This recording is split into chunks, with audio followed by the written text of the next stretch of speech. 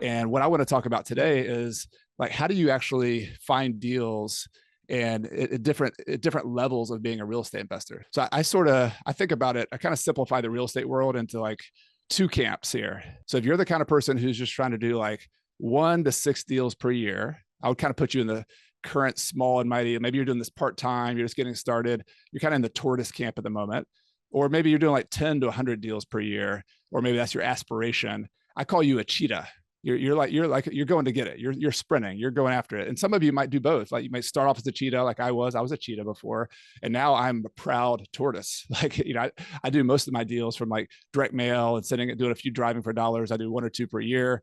And I'm cool with that. That's what I need to do. I'm going to talk about how your approach to marketing and direct mail and to buying properties is probably going to differ depending on if you're a tortoise or if you're a cheetah. So there's a lot of different ways you can do your business model, but the common theme that we're here to talk about today and what DealMachine is a really good tool at is you got to have a lead flow. You got to have like deals coming in the pipeline in order to do whatever you're trying to do. I want to go through what I see is sort of progression of whether you're a tortoise or a cheetah. What I see is like the fundamentals, almost like you're in school, like DealFinding 101, DealFinding 201, and then I'm going to talk about DealFinding 301. So let me start with DealFinding 101. And this is like, I'm a basketball and football fan, so I'm going to use some sports metaphors here. Like for those of you who are like advanced deal finders, I want to take you back to like dribbling and passing. So like even if you're LeBron James, you got to do some drills on like just dribbling. And that's really what DealFinding 101 is about. For many people who are tortoises, if I'm coaching you, I just say, let's just get good at 101. But before you spend a bunch of money, and you can actually have DealMachine help you do the 101 level. I'm going to let Matt chime in on that a little bit. But like really, let's just start with like the simplest way to find deals, even if it's not the highest ROI, even if it's more competitive. Like what's the basics to do this? And I'm just going to start with listed leads. So you're getting properties off the MLS. Maybe you're looking on Zillow. Maybe you're using DealMachine, which I was not even aware that you can start using DealMachine to find MLS leads.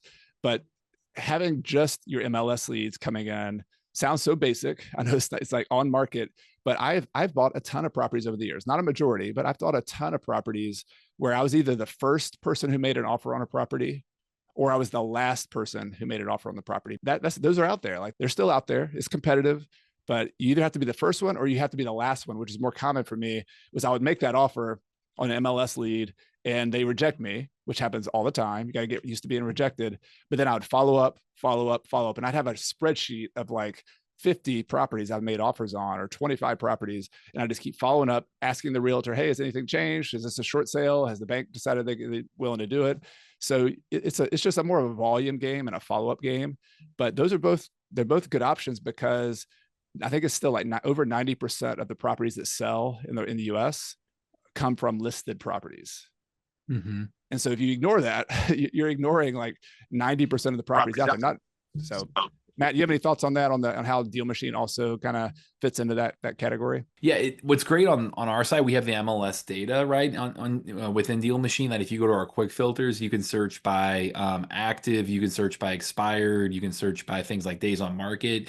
But what's really cool is that we have so much other data too that you can then filter it even further, right? So you can have the MLS data, that listing data, and then come in and search by anything around the property data or the demographic data that we have, and that together can give you some really interesting combinations. So that's one idea of DealFinding 101. The second one, which is, and both of these are free, by the way, or using DealMachine, DealMachine might be your only cost for this kind of thing, is professional deal finders. So those of you who are wholesalers on the call, you are the solution to this one. Like, don't ignore proactively getting on the list of every single deal finder in your area and calling every single sign, calling every single ad you see, talking to everybody on every networking thing. Like if you hear somebody's in Minnesota and they're a deal finder, like, man, you need to be on their list. But beyond just being on their list, this is the kind of the next step, I think, of DealFinding 101 is actually reach out and talk to deal finders. So if you have a list of wholesalers, like talk to them on the phone. If they're, a lot of them are busy, but can you take them out for coffee for 30 minutes? Can you get to know them? Try to be on the short list of the wholesalers, of the kind of wheeler dealer real estate agents. I've bought a lot of properties from commercial agents who are out looking for deals, and they found these little duplexes and single family houses and properties that are kind of too small on the radar for them. They're looking for the bigger deals, but then they send them to me and I pay them a referral fee if I end up buying it. I bought a lot of properties like that from professional wholesalers, commercial agents, and even just regular residential agents who get these pocket listings that are just don't fit their normal box that they're looking for. But if you let all of those kind of people know that's what you're looking for and you network with them, then you've got a constant flow of leads coming into you that might be a very low percentage that you actually buy, but they're free. Like, what's the cost of that? And to this day, I still like A and B right here. Deal funnel. This is my deal funnel, other than driving for dollars and using DealMachine for that. Like, this is my deal funnel that's always turned on. And I often find enough in my market because I'm very focused and have a focused buy box just to buy enough deals like that. All right. So the other thing I'll add with DealFinding 101, this kind of passive lead generation, just the fundamentals, is working on just how you approach your deal finding. So I found like so much focus is on the sources of leads themselves. Like, all right, are you using MLS or using this direct mail or using pay-per-click or whatever? Like those, that's cool. Like those are important. But what about working on your systems and how you track your leads? And I still to this day have like stacks and stacks of these lead sheets that I would track every single lead that came in. Now, why do you do that?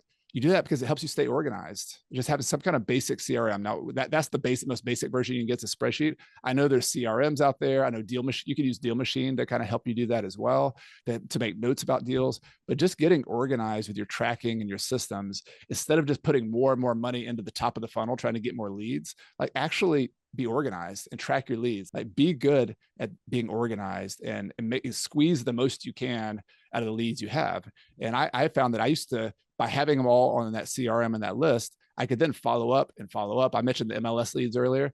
Every offer I make, I put a little reminder, hey, call this person back in 2 weeks. So that's sort of underrated. I think that's like one of those things that you kind of could, it's easy to discount. It's more fun to go with a flashy new channel or a new lead source and blame your lack of ability to find deals on that, when really it might just be like, hey, let's just shore up our system, shore up our tracking, get better at doing that. And then the final thing I would say for Deal Finding 101 is we've done a couple of internal courses or sprints, we call them, within our rental property mastery community, where we train people to find deals. And we found that the biggest bottleneck was people were not offering on properties fast enough. That they got we could get them to having leads coming in. We could get their inbox was filled up with leads, but then they were like hemming and hawing and waiting, like, well, I don't want to make an offer yet because I'm not sure about the remodel cost, or I'm not sure about this. There's always like an excuse.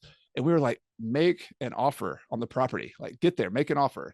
And this is a huge bottleneck, because guess what? If you don't make an offer on a property, and if you don't make an offer quickly, they can't say yes. They can't say yes to your deal. And so leads are just the beginning. Like, we can pour all the leads we want, but if you don't get good at the skill of analyzing deals, of quickly making an offer on them, then your lead is just a wasted money. Like, you're not spending your time efficiently. I would put all that under the category of Deal Finding 101. This is how you are a good fundamental deal finder, is just making sure you do that. And it doesn't cost a lot of money. Like, these things are, you could probably buy a deal or two per year just doing this kind of stuff. All right. So once you have that fundamental, that foundation, though, you kind of stack on Deal Finding 201. I'm still focusing on like the 1 to 6 deals per year, even up to like 10 deals per year, that I think is possible. You could do it with 101 and 201. And let me talk about 201.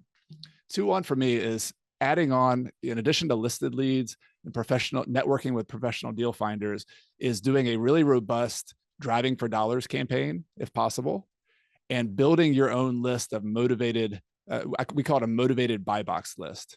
So if you don't know what a buy box is just, it's like deciding in your market, what are your areas and types of properties you're buying in. So it might be, I buy single family houses in the 29631, 29630 area codes in the $150,000 to $300,000 price range. That could be an example of a buy box. Or it might be multifamily properties in these 5 zip codes. So if you have a really clear buy box, then we're looking for motivated sellers within that buy box. And how do we find those motivated sellers? 2 different ways. Driving for dollars has always been my favorite. That's always been my go-to. And so if you can just drive around looking for vacant houses, if you can look for houses that are boarded up or just run down, if you can look for properties that have for sale by owner, for rent by owner. So just adding those to your DealMachine list, and just always be doing that. Always, and then get other people doing it for you too. That's a constant flow of leads that are in your buy box that you're added, that are potentially motivated, that you can do, that you can then do cold calls, mail, door knock, all the things that direct DealMachine makes really easy to do. So driving for dollars is number 1. Then number 2, to the extent that your budget allows. And so what I find for most tortoises, it's like, if you could build a list of like 1,000, maybe 2,000 names on your motivated buy box list with the driving for dollars, but also just using the lead, the list builder inside of DealMachine. So maybe it's you start off with the zip codes and then you filter by out of town owners or absentee owners, or maybe you try to mix it in with like pre-foreclosures and absentee owners and tax liens or something like that. You can kind of play around with different things, but basically I'm trying to get the list to a manageable size that I can then really, really, really hit that list hard. So I can send mail. So I talked about Nico earlier, one of my students, he sent 6 letters.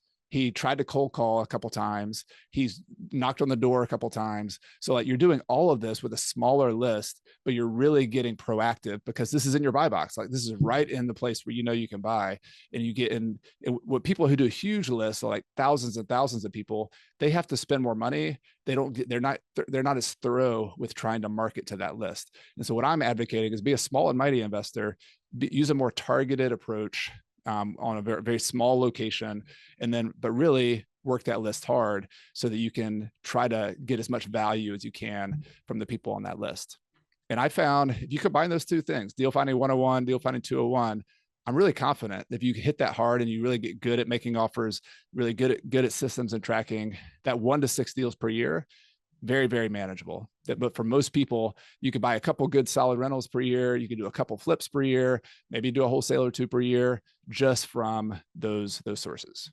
I used to do a lot of the 301 level. So I had a website lead, organic leads. I've done radio ads. I actually did radio ads were actually really good for me. Sports talk radio was one of my #1 lead sources when I was really marketing a lot. And so these things, they cost more money. Like back in 2007 and 8, I spent $1,500 per month. That's probably worth like $3,000 to $5,000 right now. So to get into this level, we're talking about paying for ads. We're talking about spending money on radio ads. We're talking about, big lists of direct mail and hitting them, sending them more often. And this is great. Like this is the way people who are cheetahs who are buying 10 to 100 properties per year have to play in this zone. You've got to get better at this stuff. But what I'll also say is the stakes are a lot higher. So those of you who do that, this is where I had to start thinking for myself, like what's the end game here? Like what the fork in the road for me was, am I a person who's trying to build a big buy and flip business, and that's like how I'm going to get wealthy? Or am I a real estate investor who's leveraging marketing to just build and grow my rental property portfolio so that I can get out of the game, so I can actually have income coming in from cash flow from rental properties? And there's no right or wrong answer here, but this is a higher stakes game. Like when you're spending $5,000, $10,000 a month on marketing, it gets real. Like you have that overhead that you got to keep supporting. So I just want to point that out because for those who are tortoises and you're thinking about what do you aspire to here, it's perfectly reasonable. It's perfectly successful to be a tortoise who buys those 1 to 6 properties per year. And you can get out of the game in 5 to 10 years. You can build wealth, you can flip properties, you can do all this. So there's nothing wrong with the 301 level of being a deal finder, but I just like to show that there's a distinction between that. There's a money distinction.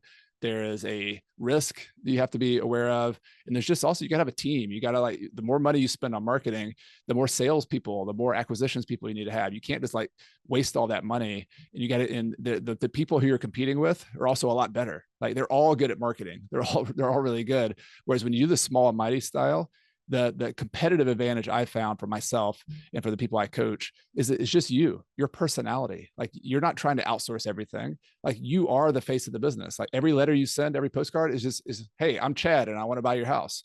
I would love to talk to you. Here's my cell phone number. Like you're not trying to systematize and be huge. You're using some systems, but you're not trying to outsource every single thing. You're more of you're like a ambitious mom and pop investor who's buying properties, building wealth.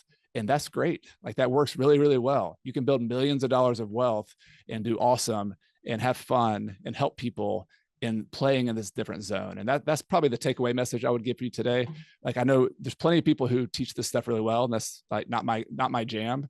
There's not as many people who say it's okay to play in the 101 and 201 level and just do it really, really well. Be like a craftsperson, an awesome deal finder on the 101 and 201 level, and just win and do well and buy properties and, eventually get out of the rat race and have cash flow coming in. And that's it's a cool place to be. And it's something that I am really passionate about. Obviously, this is something I teach a lot, and my YouTube channel teaches a lot. And I'm going to be, would love to stay in touch with you and answer any questions if I can be helpful in that area. Thanks for listening to the DealMachine Real Estate Investing Podcast. Please leave us a review and follow along wherever you're listening to your podcast.